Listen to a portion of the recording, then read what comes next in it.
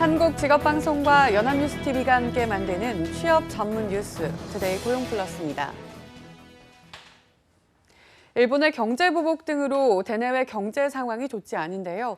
이런 와중에 노동계의 여름투쟁, 핫투가 본격화하고 있습니다. 강은나래 기자입니다. 현대차 노조는 이달 중순 8년 연속 파업에 돌입합니다. 정년 연장을 요구하는 노조와 인건비 부담을 호소하는 사측이 16차례에 걸친 교섭에도 이견 좁히기에 실패한 겁니다. 임단협 결렬에 따라 기아차 노조도 파업 수순을 밟게 됐습니다. 자동차 업계만이 아닙니다. 회사 물적 분할에 반대하며 임단협을 두고도 사측과 대립해온 조선업계 1위 현대중공업도 휴가철 이후 강력한 파업 투쟁을 예고했습니다. 노동자를 씨를 말리려고 하는 이러한 데는 정말 노동자 분노를 금치 않을 수 없습니다.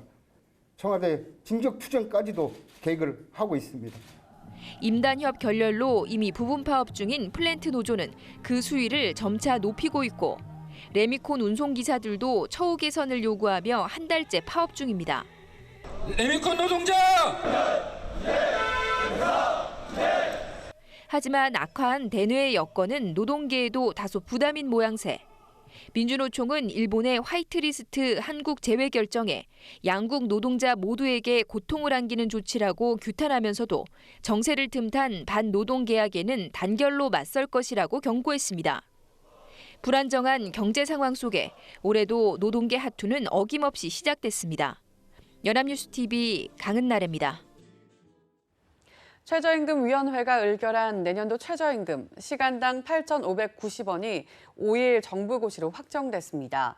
고시에는 월 노동시간 209시간을 적용한 월 환산액 179만 5,310원을 병기했으며 업종과 상관없이 모든 사업장에 동일하게 적용한다는 점도 명시했습니다.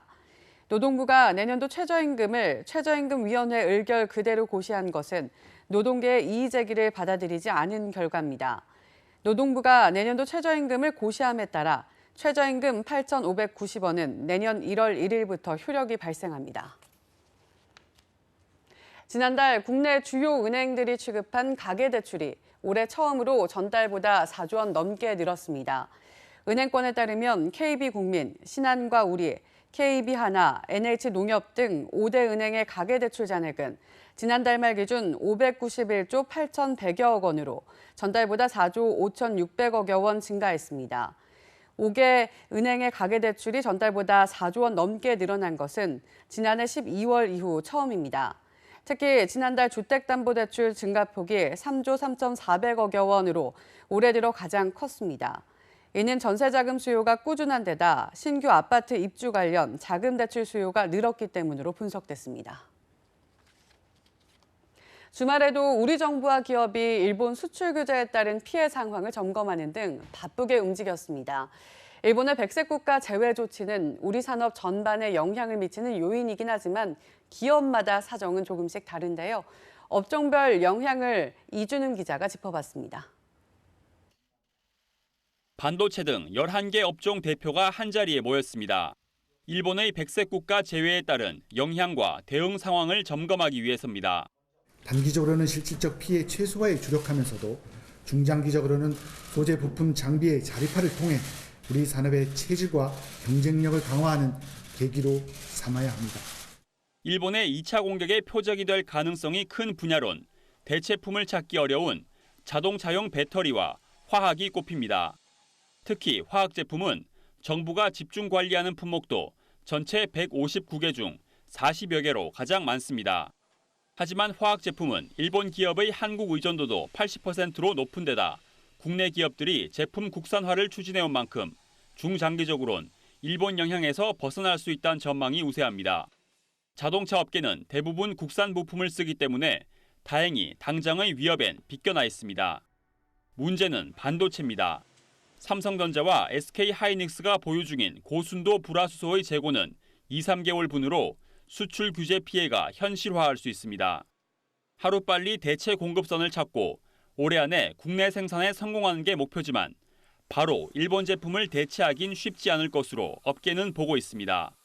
재료를 정밀 가공하는 공장 자동화의 핵심 설비인 공작기계 역시 일본 의존도가 90%에 달해 수입에 차질이 생기면 자칫 제조업 전체가 피해 영향권에 들 수 있습니다. 이에 따라 정부는 소재, 부품, 장비 경쟁력 강화 대책을 발표할 계획입니다. 연합뉴스TV 이준음입니다. 금융당국이 일본 때문에 피해가 예상되는 기업들의 대출 만기를 1년 연장하고 자금 6조 7천억 원을 지원하기로 했습니다. 또 경쟁력 강화와 해외 기업 인수합병도 지원할 계획인데요. 최종국 금융위원장은 일본이 과거 외환 위기 때처럼 자금을 빼가도 전혀 문제가 없다고 거듭 강조했습니다. 이순국 기자입니다. 일본의 수출 규제에 따른 금융부문 대응 방안 논의를 위해 열린 금융기관장 간담회에서 당국은 기업들에 대한 신속하고 충분한 금융 지원을 강조했습니다. 정책 금융기관들이 이미 운영하고 있는 운전자금, 경영안정자금과 함께 피해 기업을 맞춤형으로 지원하는 특별 프로그램도 적극적으로 신설 운영해 나갈 것입니다. 먼저 일본의 조치로 피해가 예상되는 기업들에는 정책금융기관의 대출과 보증을 1년간 전액 만기 연장합니다. 지난해 초부터 규제 품목을 수입했거나 수입 예정인 기업은 대기업을 포함해 모두 대상입니다. 시중은행들은 자율적인 판단에 따라 만기 연장 여부를 결정합니다. 기존 특별자금은 피해 기업들에 집중해 운영하고 수입 다변화 지원 자금 등을 신설해 최대 6조 7천억 원의 신규 자금 지원도 이뤄집니다. 소재 부품 장비 기업들의 경쟁력 제고에도 최대 20조 원을 투입하는데 연구개발과 설비 투자는 물론 해외 기업 인수 합병도 지원 대상입니다. 금융당국은 특히 정책금융기관이 피해 기업 지원에 주저하지 않도록 고의나 중대 과실이 없으면 담당자에게 책임을 묻지 않을 방침입니다. 한편 최종국 위원장은 일본계 자금의 국내 금융시장 이탈 전망과 관련해 가능성이 거의 없으며 만약 현실화하더라도 대응에 전혀 문제가 없다고 강조했습니다. 연합뉴스TV 이승국입니다. 삼성전자와 LG전자가 미국 유력 시장 조사 기관인 JD파워의 생활가전 소비자 만족도 평가에서 부문별 1위를 차지했습니다. 업계에 따르면 JD파워가 최근 1년간 가전제품을 구매, 사용한 소비자를 대상으로 품목별 만족도를 조사한 결과 삼성전자가 9개 부문 중 드럼 세탁기 등 5개에서 1위에 올라 종합 우승을 차지했습니다. LG전자는 3개 냉장고 품목에서 모두 1위를 올랐고 식기세척기도 선두로 올라섰습니다.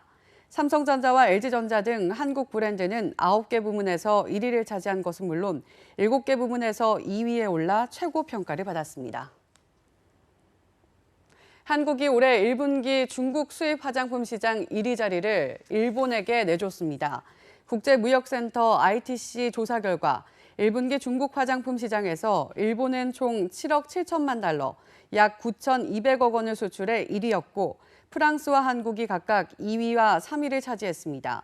한국은 지난해 프랑스를 제치고 중국 시장에서 1위에 올랐으나 올해 1분기에는 최근 일본 화장품의 약진세에 밀리며 3위로 내려앉았습니다.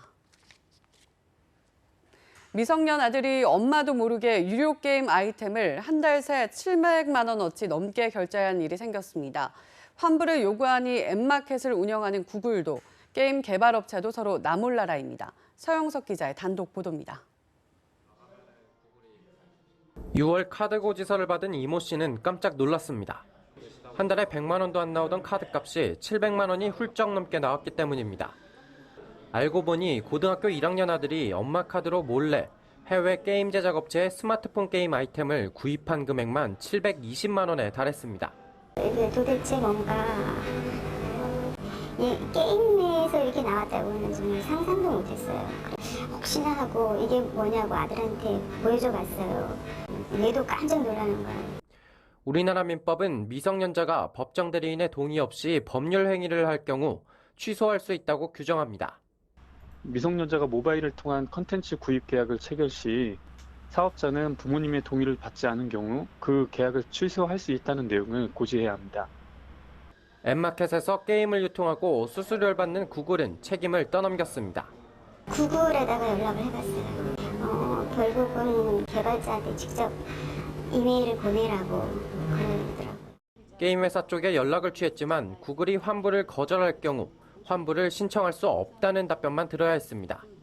모바일의 피해 구제 사례는 2015년 122건이었던 것이 지난해 220건으로 80% 늘었습니다. 올해는 상반기까지만 143건으로 이 추세대로라면 지난해 기록을 뛰어넘을 것으로 보입니다. 구글 측은 본인이 결제하지 않은 청구 내역을 발견할 경우 120일 안에 신고할 수 있다는 입장만 내놨습니다. 공정거래위원회는 지난 6월 국내 주요 게임 유통사에 미성년자의 결제 문제 등 각종 불공정 약관에 대한 시정명령을 내린 바 있습니다. 하지만 구글과 해외 게임 업체들의 배짱 영업은 계속되고 있습니다. 연합뉴스TV 서영석입니다. 가장 강력한 콘텐츠 플랫폼이죠.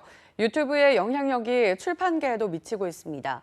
인기 유튜버가 소개한 책이 베스트셀러에 오르는 시기인데 출판사 입장에선 머릿속이 더 복잡해졌습니다. 박효정 기자가 들여다봤습니다. 구글 핵심 프로그램 개발자가 시간관리 기법을 주제로 쓴 메이크타임입니다. 지난 4월 출간돼 200부 정도 팔렸는데 김미경 씨의 유튜브 채널에서 소개된 이후 일주일간 1200부가 팔려나갔습니다. 다 바쁜데 그 바쁜 와중에 어떻게 시간을 만들고 그 안에 자신이 원하는 일을 해낼 수 있는지를 여러분이 배우셨으면 좋겠습니다. 그래서 제가 이 책을 선정을 하게 된 거예요. 출판계의 주요 마케팅 채널이던 팟캐스트가 전문 자리를 유튜브가 대신하고 있습니다. 구독자 74만 명을 가진 김미경 TV가 소개한 책은 거뜬히 베스트셀러에 오르는데 교보문고 상반기 100순위 안에만 6권의 추천 도서가 포함됐습니다. 광고료는 1,000만 원을 호가하는 것으로 알려졌지만 가장 확실한 채널로 알려지면서 마케팅 비용을 쪼개서라도 지불을 고민할 수밖에 없습니다. 기회이기도 하니까 이렇게 투자를 하기도 하지만 이제는 책만 만들어가지고 되는 시대가 아닌 것이 어쨌든 대세인데 마케팅 비용으로 이제 광고비로 많이 이렇게 분산시켜야 되고 많이 투자를 해야 되니까 부담이 더 있겠죠. 그렇다고 마냥 유튜버에만 기대기도 불편한 게 현실. 문학동네와 창비, 민음사 등 여러 출판사들은 자체 채널을 만들어서 다양한 콘텐츠를 생산하는 데도 힘을 쏟고 있습니다. 좋은 책을 만드는 것만큼이나 마케팅의 중요성이 커지면서 출판사들의 셈법도 복잡해지고 있습니다. 연합뉴스TV 박효정입니다. 매실이나 대추씨를 자동으로 빼주는 기계가 개발됐습니다. 씨를 빼는데 소요되는 노동력을 절감할 수 있어 농가 소득 증대에 큰 도움이 될 전망입니다. 보도에 강창구 기자입니다. 건강식품으로 인기가 높은 매실입니다. 주로 발효액이나 장아찌로 가공해 판매하는데 씨를 빼는 일이 여간 고역이 아닙니다. 손으로 씨를 일일이 빼낸 뒤 과육을 잘라야 하기 때문입니다.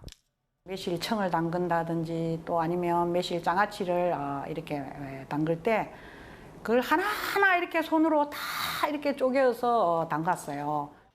하지만 씨를 자동으로 빼는 기계가 개발돼 씨 빼는 어려움을 말끔히 해소했습니다. 농촌진흥청이 개발한 씨 빼는 기계는 매실 공급부터 씨 제거, 과육 절단, 배출까지 모두 자동으로 이루어집니다. 공장용과 가정용이 있는데 수작업으로 할 때보다 노동력이 획기적으로 절감돼 매실 가공이 훨씬 수월해집니다. 이 기계가 도입이 되면 농가에서 그동안에 수작업으로 하던 걸 기계화함으로 해서 엄청 도움이 많이 될 것으로 보입니다. 대추씨를 자동으로 제거하고 과육을 절단하는 기계도 개발됐습니다. 시간당 1,000개 이상을 뺄 수 있고 과육을 정확하게 절단할 수 있어 부가가치 높은 상품으로 개발할 수 있습니다.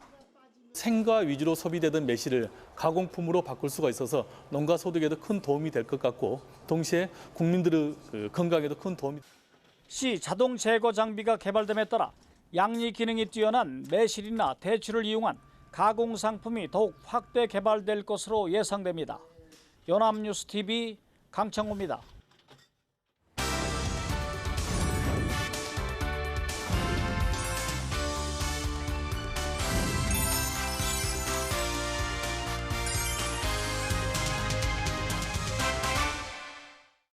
사회적으로 핫한 이슈를 키워드로 알아보는 핫키워드 시간입니다. 안채홍 아나운서 안녕하세요. 안녕하세요.